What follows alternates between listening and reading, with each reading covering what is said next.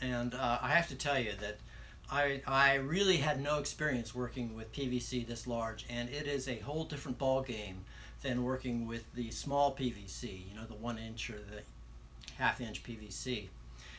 As you recall, this PVC is for the purpose of storing water. They're tubes that I put on my roof to store water. And I was working on this project inside my garage because it's still really hot in Las Vegas. And working with the PVC, cutting it and everything, I breathed some of that PVC, even though I was wearing one of these things. And it convinced me that I really can't work on this aspect of the van build indoors. I'm going to have to wait a few weeks to finish it, but I did want to tell you some of the preliminary stuff that I've gone through and warn you that there's not a real logical conclusion to this particular video. I'm going to have to switch directions soon after this and do some indoor activities. In fact, one of the things that I've got on tap is I've got some bed cushions here, which are going to present somewhat of a challenge to me because of the inside corners. And I'm going to be talking about that, how to cover those cushions. And since I'm going to be using duck cloth for the interior of my van, some of those issues associated with sewing that material, sewing Velcro, etc. Those are some of the topics that I'm going to be covering until the weather cools down a little bit and I can finish all of the work that I have to do on the roof.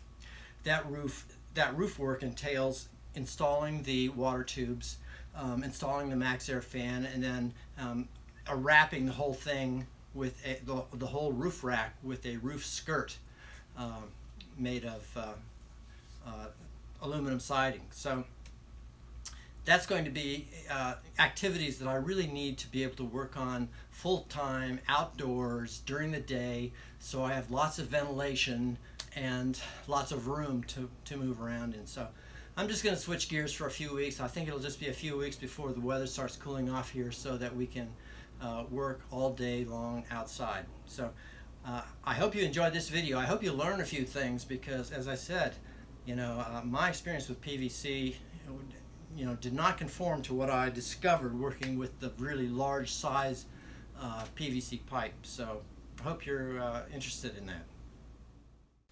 Okay, let's talk about working with PVC. As you recall, this was my design for the water tube system that I was going to use to store water on the roof. And those tubes consist of 5-inch PVC.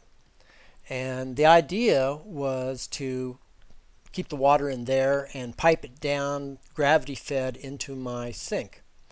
Now, the biggest problem with this, besides the weight, which is not inconsequential, but it's not that bad. I think the total system is about 15 gallons. All right, so it's, you know, about 135 pounds, something like that. Not too bad, especially when it's spread over the entire roof, plus the weight of the pipe, which is also not inconsequential, maybe 10 to 20 pounds per tube. And but the one big problem is the sloshing effect. So when each tube is half full, what happens is if you break, then you get this water rushing to the front, and when you take off, it rushes to the back, so it's going to create sloshing forces inside the tube. And to mitigate that, what you need to do is you need to put in a baffle or a couple of baffles.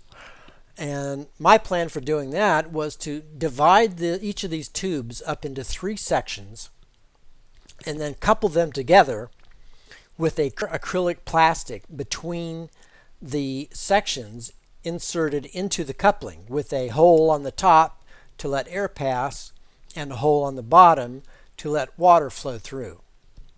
This would create a baffling effect which would minimize the sloshing. All right, so the challenge here is to cut these 5-inch PVC tubes very precisely so that the baffles will fit exactly and the tubes themselves will be straight and true. So my idea was to take several measurements around the circumference of the pipe and then mark each one, and then maybe get a rubber band and then draw a circle around the pipe that I could use as a guide to cut from. And I tried this using various methods. First I tried it with a Sawzall, and it was a disaster. I couldn't control the Sawzall at all, and the cut went all over the place. Then I tried it with a jigsaw, and again I couldn't get it to cut evenly the way I wanted it to cut.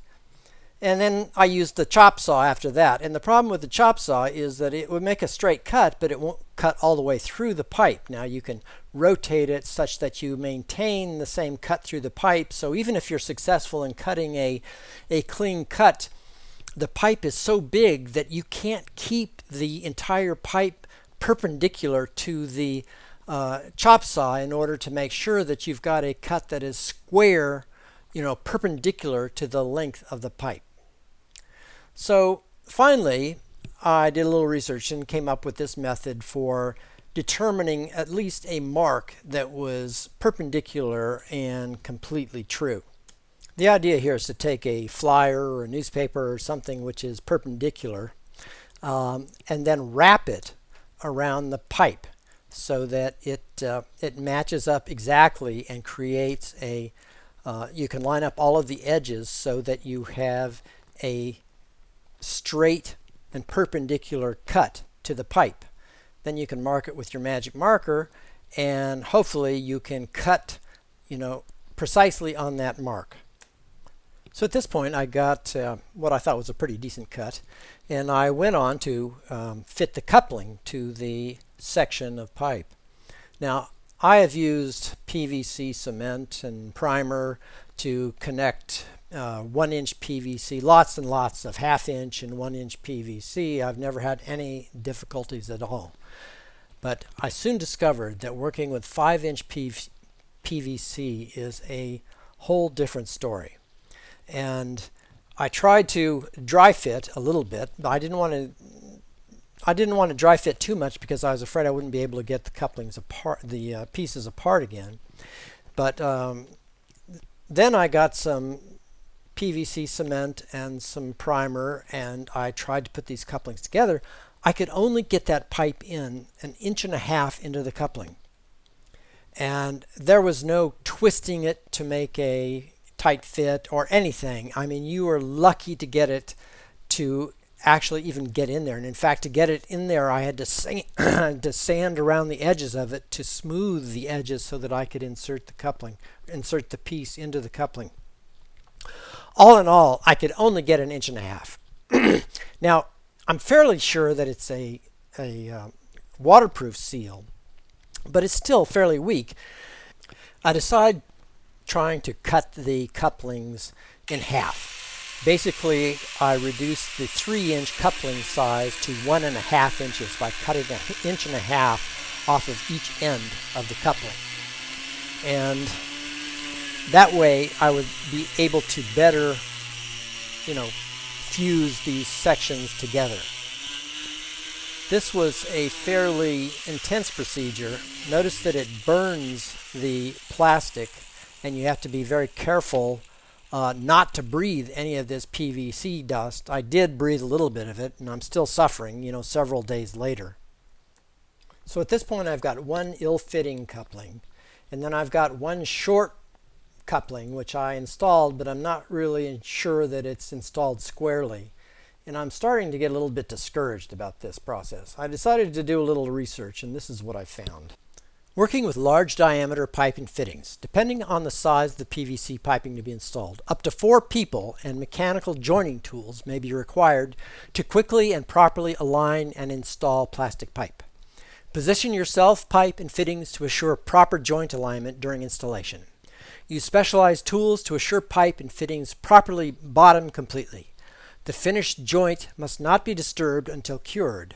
Always select the proper size applicators and follow all procedures carefully. Well, I have to say that this really discouraged me.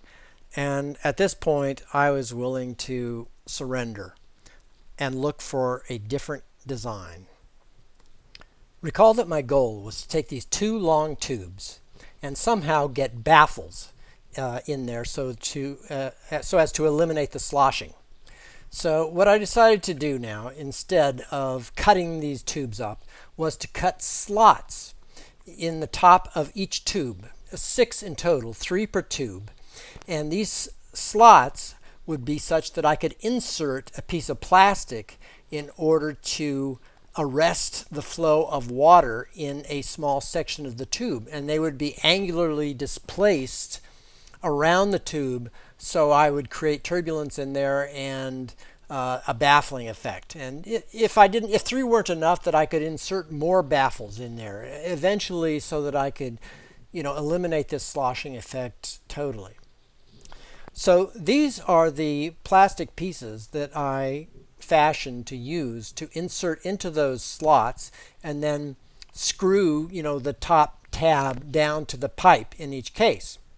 You may be wondering where I got these pieces, and I took the rings that I cut. Remember, I cut the couplings, and then I was able to cut those couplings into 3 pieces each, and then I used my vise, my heat gun, and a clamp to create these L-shaped plastic pieces that I will insert into those slots on the pipe. So, as you see, this piping project is not yet finished, but I really need large expanses of uninterrupted outdoor time in order to finish off this roof. And it's just too hot right now, so I'm going to spend the next couple of weeks doing indoor projects. First thing I'm going to tackle is the bed cushions. The challenge here are these pesky little inside corners here, and I haven't been able to find any information, or very much information, on these anyplace on the web.